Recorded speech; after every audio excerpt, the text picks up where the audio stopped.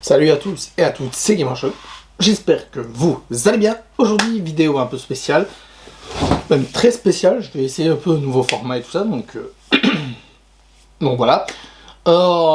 Et donc j'avais envie de résumer un peu une histoire de Ark Knight. Vous savez que j'aime beaucoup Ark Knight. Si vous me suivez un peu depuis récemment sur la chaîne, vous savez que j'aime beaucoup Ark Knight. Mais malheureusement, le jeu n'est pas super accessible pour tout le monde, car il y a beaucoup d'anglais. Voilà, c'est un jeu qui est en anglais. Il n'y a pas de français dans le jeu, donc voilà. Donc beaucoup de gens s'arrêtent ne connaissant pas le lore. Et puis, j'ai vu des vidéos d'anglophones qui résument un peu les events qu'il y a, les différents events qu'il y a dans le jeu, du coup. Et je me suis dit, pourquoi pas faire ça, mais en tant que français. Et c'est un truc qu'il n'y a pas beaucoup. Il n'y a pas beaucoup ça sur YouTube, en tout cas YouTube français. Et donc je me dis ça peut être intéressant. Donc voilà, je vais résumer 3 événements qui se passent avant l'histoire principale. Donc vous savez que si vous avez un peu joué au jeu, vous savez que l'histoire commence à la saison 1 de l'anime, ou le chapitre 0, avec le réveil de Docteur. Je vais parler de 3 événements in-game qui se passent avant. Je ne vais pas parler de toute la timeline, ce sera peut-être le sujet d'une autre vidéo, la timeline de Ark Knight. Mais le sujet, c'est pas la timeline, c'est pas événement par événement. Là, je vais vous parler de quelques trucs. Donc, A Walk in a Dusk, pour ceux que ça intéresse, A Walk in a Dusk qui est l'événement de Calcite, Dark Knight Memoir, qui est l'événement de W, et Tower of Babel, qui est le dernier événement sorti sur le avant le chapitre 0. C'est en gros les trois principaux events pour moi qui se passent avant, même si à mon avis, il me semble qu'il y en a d'autres, mais voilà, c'est pas le sujet. Bien sûr, c'est résumé, tous les événements ne sont pas indiqués précisément. Si par exemple il y a un plan qui est fait, je ne vais pas en parler, je précise juste il y a un plan qui se prépare ou quoi. Donc voilà. Donc c'est une vidéo full voix off à part cela. Donc j'espère qu'elle va vous plaire. Commençons tout de suite.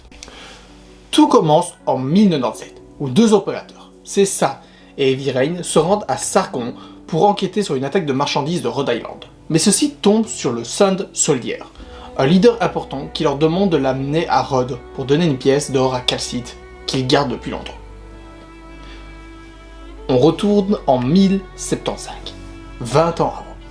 Originaire de Columbia, le jeune Sand Soldier, nommé Elliot, mène des recherches sur les reliques d'une arme basée sur l'Originium. En cas de succès, cela deviendrait facilement une arme de destruction massive qui pourrait anéantir la moitié de la forêt tropicale de Sargon.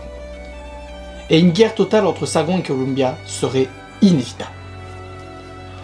Cette arme est bien sûr très convoitée et le met en danger de mort, mais juste avant qu'il meure, une femme arrive, la conseillère de la société de mercenaires de l'époque, Calcite, et le sauve avec l'aide de la Riverblade Scrad. Après quelques aventures et rencontres, Calcite dit à Elliot que le dispositif d'Originium de l'arme ne sert plus à rien, et qu'elle va s'en débarrasser.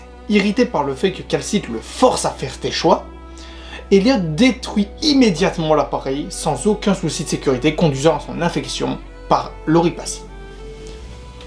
Pour ceux qui ne le savent pas, l'Oripacie est le virus dans Ark Knight qui rend malade les gens, qui tue les gens. 3 ans après la purge des sarcophages de Tchernobyl. On y reviendra plus tard, c'est important pour plus tard. À Ursus, Calcite se cache dans un village, où elle travaille comme médecin. À son arrivée, elle a rencontré Lilia, une ancienne collègue scientifique qui a également participé aux recherches avec son défunt mari. Lilia lui demande de l'aider pour sa vengeance envers le duc d'Ursus, et accepte malgré qu'elle l'avertit que la vengeance n'a aucun sens. C'est après plusieurs péripéties que Calcite entre dans la chambre du vieil homme. Elle ne voit qu'un homme aveugle et sans défense, allongé sur son lit comme une cible facile. Bien que le grand-duc soit apparemment bien conscient de la raison de la visite de Calcite, il accueille miraculeusement son arrivée. En tant que victime politique, il sait que si Calcite ne le tue pas, Ursus le fera. Il l'invite donc à accomplir une mort sans douleur. Non seulement il fait gagner du temps à Calcite, loin de ses gardes du corps, mais il lui permet également de lui injecter le poison. En 1084. À la veille du Nouvel An, Calcite, invité à un banquet, discute de géopolitique et de ses voyages. Une personne nommée Heidi passe du temps seule avec Calcite et lui remet une lettre de Teresa, décrivant le climat politique actuel de Castel. Mais c'est en regardant par la fenêtre que Casside voit la neige devenir noire. Signe de l'arrivée d'un Emperor Blade. De célèbres super soldats Urzin fabriqués à partir d'éclats de démons surnaturels du Nord. Elle ordonne à Eddie de rester en retrait et de maintenir l'ordre du banquet pendant qu'elle s'occupe de l'intrus.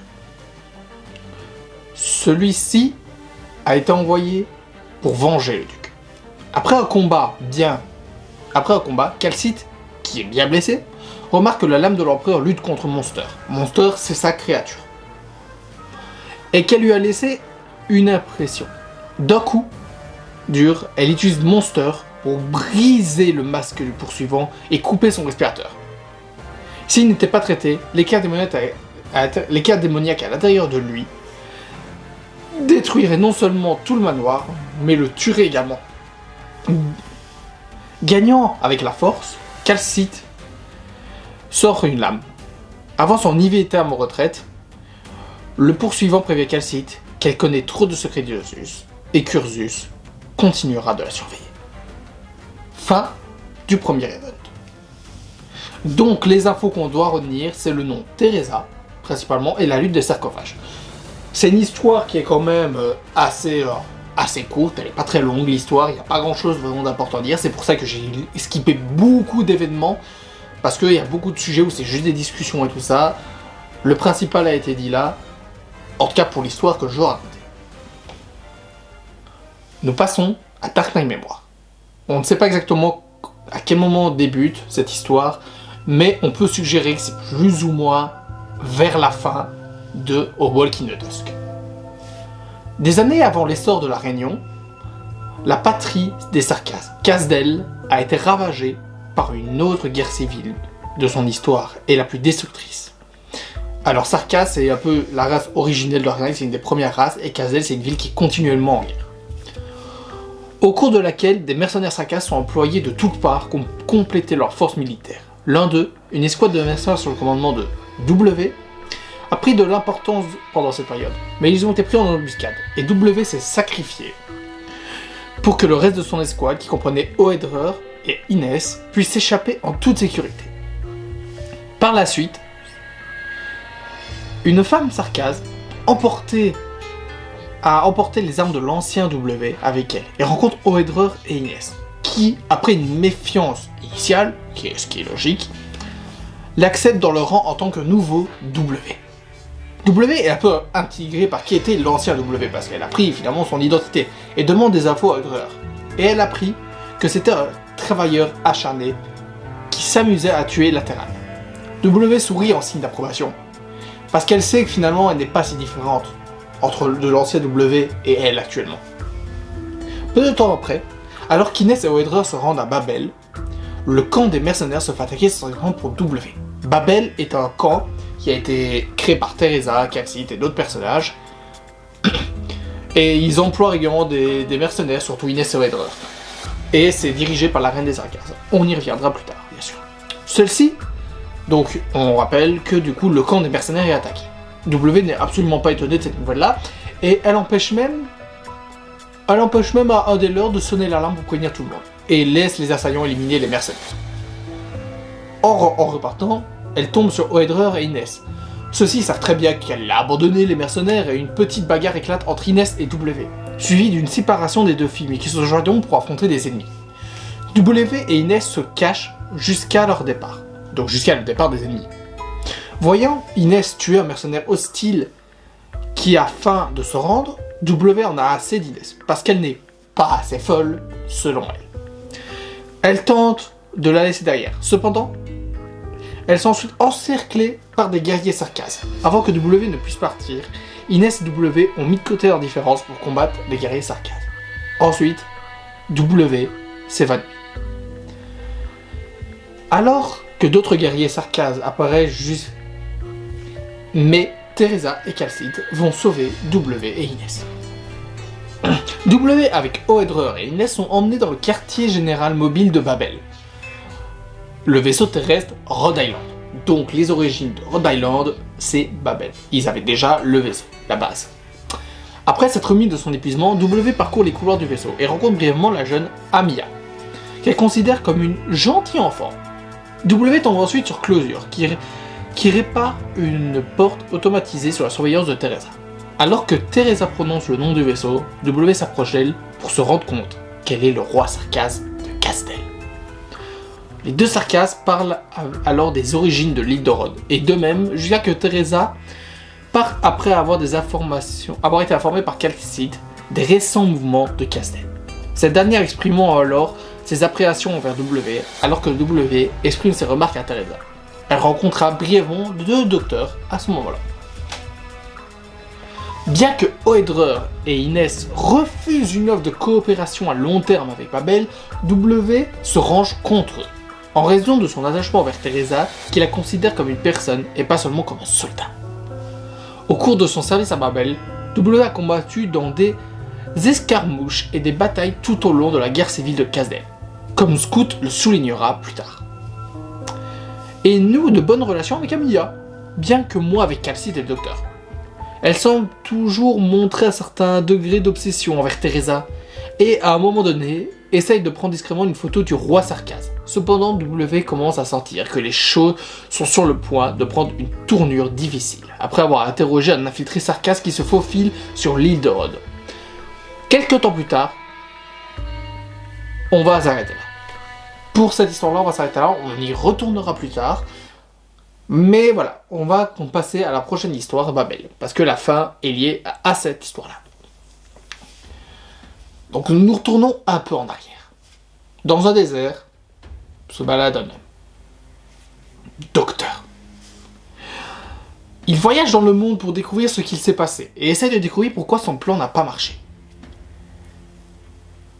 Il faut savoir que son plan, c'est avec de l'originium, toucher les ennemis, ce qui n'a pas marché. Ça a mal tourné. Durant son voyage, il finit par sauver Amiya. Et au fur et à mesure qu'il passe du temps avec elle, il commence à se soucier des autres. La présence de Amiya a l'air de le changer, tout doucement. C'est Docteur qui a créé l'Originium pour aider dans un conflit qui est donc à l'origine de l'Oripacie indirectement. C'est après une discussion avec Teresa, où celle-ci lui demande de l'aide pour modifier l'Originium, pour permettre au monde de refleurir et de s'améliorer, et que le monde utilise l'Originium pour le bien, en tant que ressource de création, comme elle dit elle-même, le docteur panique, décide de suivre le plan de Priestess, se convainquant que c'est la bonne solution. Il a rendez-vous avec Térésis, le frère de Teresa, à Castel, et lui dit que Babel doit être détruit, et qu'il l'aidera à gagner la guerre, à condition qu'il ne tue pas les membres de Babel et qu'il laisse Teresa à Docteur vivante. Térésis est contre et veut la mort de Teresa, car il sait qu'elle n'abandonnera jamais. Docteur finit par accepter à contre-cœur. Docteur élabore un plan et envoie au champ de bataille les membres de Babel pour prendre la ville, ce qu'ils réussiront à faire.